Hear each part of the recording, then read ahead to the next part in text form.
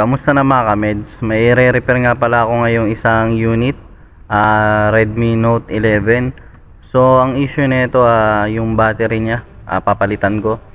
So babaklasin ko muna yung back cover niya. So unang ginawa ko, tinanggal ko muna yung lagayan ng SIM card tray. Tapos sunod, papainitan ko ng heat gun yung likod ng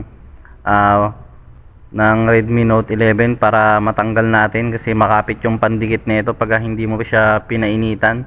So ganyan lang, paikot mo lang siya na papainitan dun sa bawat gilid.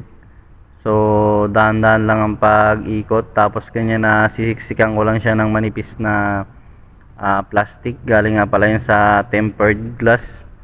So papainitan ko lang siya pag medyo hindi na umi-slide yung manipis na plastic na ini-slide ko. Ganun lang gagawin, na papainitan mo lang siya para lumambot yung pandikit na nakalagay dito sa may back cover ng cellphone. Kasi pag hindi mo siya pinainitan, medyo matigas. Pwede rin naman gumamit ng lighter fluid o thinner kung saan kayo komportable, pero sa akin nasanay na ako sa heat gun na pagbaklas ng back cover, yan ang ginagamit ko.